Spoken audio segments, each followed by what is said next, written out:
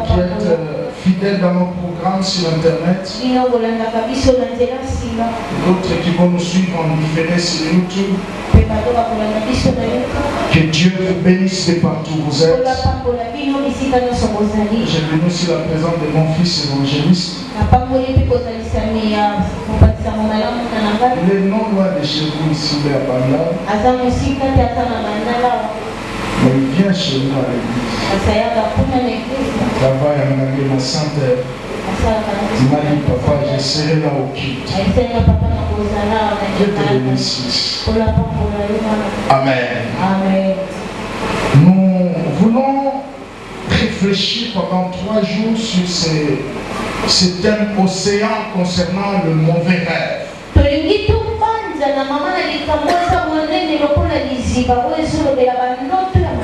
On a commencé la fois passée, on n'a pas pu terminer. On va voir la suite pendant ces 3 jours. Je ne sais pas si on va encore terminer. Mais on va s'arrêter là, on va s'arrêter. En finir avec les mauvais rêves. C'est quoi les mauvais rêves? D'où proviennent les mauvais rêves? Quels sont les signes des mauvais rêves? Et quel genre de conséquences que cela produit dans la vie de quelqu'un? Comment être délivré des mauvais rêves? Surtout de ces questions que nous allons réfléchir pendant ces 3 jours. Je me suis proposé une introduction, un développement et une conclusion. En finir avec les mauvais rêves. Franchement, mes amis, je vais commencer par nous dire que le mauvais rêve est une réalité. Et aujourd'hui, c'est devenu comme une prison silencieuse qui bloque les enfants de Dieu, même les serviteurs de Dieu. Et les mauvais rêves, je l'ai toujours dit, ça n'a aucun respect de vos titres, de vos rangs sociaux. J'ai vu des gens sérieux, mais emprisonnés dans le mauvais rêve. Un jour, j'ai prié pour un frère. J'ai vu son accoutrement. Il m'a invité dans sa famille à la maison. La qualité de la maison. J'ai vu la voiture avec laquelle il s'est déplacé. J'ai vu la vie de ses enfants. Il m'a dit là où il travaillait. Mais ça n'a aucun rapport avec ce qu'il vivait dans ses rêves. Il dit, pasteur, tel que tu me vois ici, chaque 3 jours,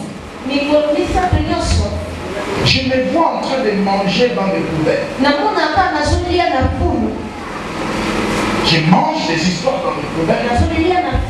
Et après, ça c'est dans les rêves. Et le matin, j'ai des bouillonnements dans le ventre. Et je peux aller faire des toilettes bizarres. Et c'est là depuis mon adolescence. Quand j'ai commencé à découvrir le bien et le mal, c'est alors que j'ai commencé à faire ce genre de songes. Un grand monsieur que tu peux respecter dans la rue, mais bloqué dans une prison. Des mauvais rêves. Les mauvais rêves n'ont pas du respect à votre beauté physique.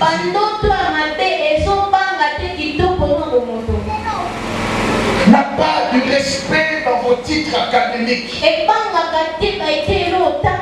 J'ai rencontré un professeur d'université qui me disait, pasteur, quand tu parles de mauvais rêves, ça m'énerve.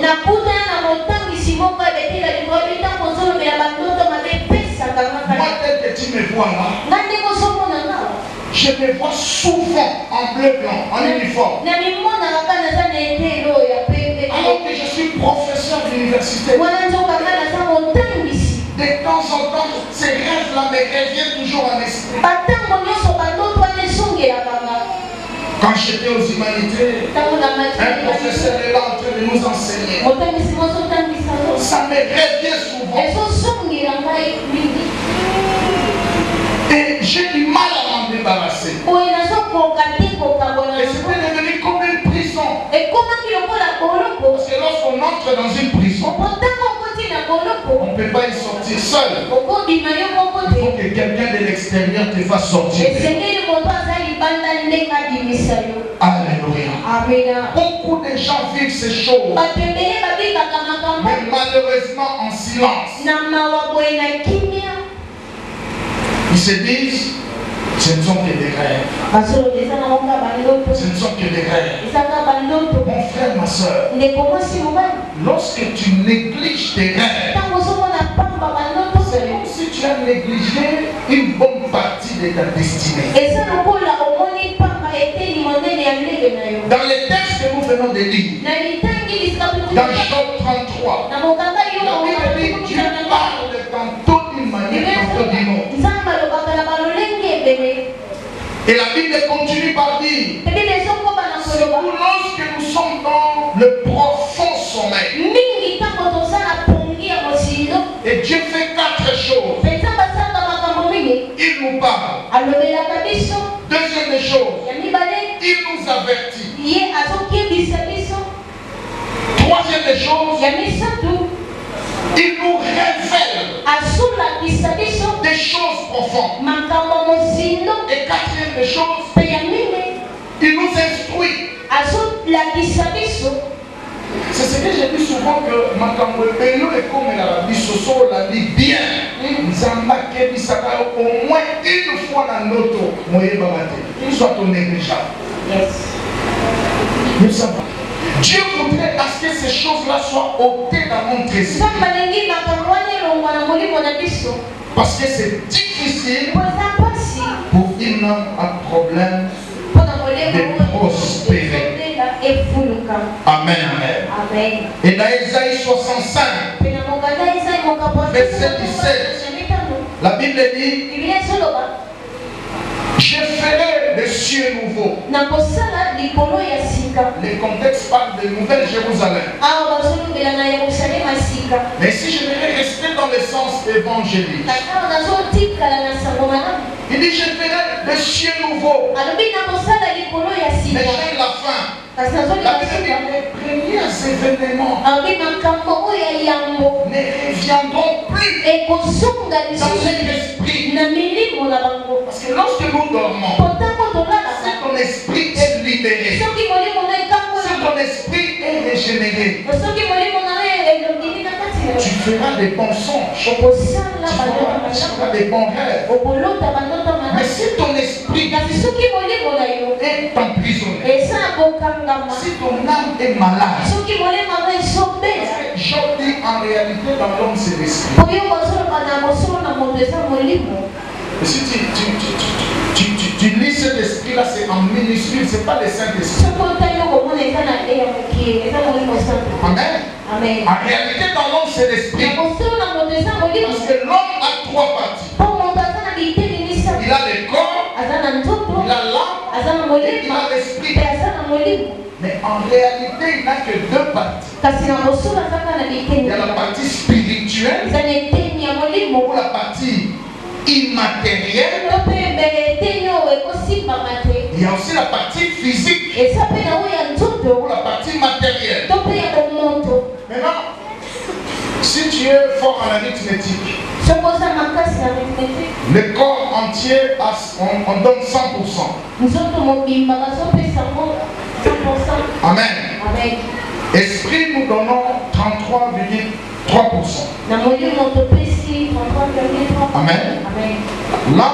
À l'âme, nous donnons aussi 33,3%. Et le corps, 33,3%. Parce que c'est 100 divisé par 3. Chaque partie reçoit 33,3%. Or, l'esprit et spirituelle. La partie immatérielle. Alors, 33,3 plus 33,3, ça donne combien? 66,6. Ceux qui ont fait les séances commerciales, on doit arrondir à 67. N'est-ce pas ça? Même les sciences économiques comme moi. Alléluia, c'est comme ça, non? On arrondit à 67. Maintenant, après virgule, tout nombre inférieur à 5 est supprimé. C'est ça, non? On reste avec 33. 33 plus 67, ça donne 100. Maintenant, regardez. La partie spirituelle. L'âme et l'esprit, ça prend combien? 67%. J'attends quelqu'un dire amen. Amen. Et la partie matérielle prend 30%. Voilà pourquoi Job dit en réalité dans l'homme c'est l'esprit. Donc cette partie spirituelle, si elle n'est pas libérée, même la partie physique ne va pas prospérer. La partie physique ne sera pas malade. Un jour je passerai si vous parlez des blessures de l'âme, vous comprendrez ça. Il y a certaines personnes qui ont du mal à avoir même la paix. Déjà spirituellement il a des problèmes. Son âme est blessée. Donc vous savez, vous savez,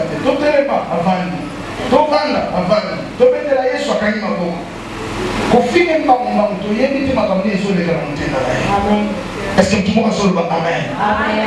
Je vous ai fait cette démonstration pour rentrer dans le message. Les rêves, c'est dans les domaines spirituels. Déjà, si l'âme a des problèmes, le corps ne va pas prospérer. Voilà pourquoi parmi les versets importants de la Bible, dans le Nouveau Testament, les amis, Romains 12, verset 2. Amen. Amen. Ne vous conformez pas au siècle présent, soyez transformés par le renouvellement de votre intelligence. Parce que si tu n'as pas déjà une intelligence renouvelée, ton esprit n'est pas renouvelé, la vie chrétienne sera malade. Maintenant, le diable vient toujours à chercher l'homme dans ces domaines de l'esprit pour retenir plusieurs captifs. C'est quoi le mauvais rêve? C'est une suite des événements, une suite de phénomènes. Je peux aussi parler d'une suite des images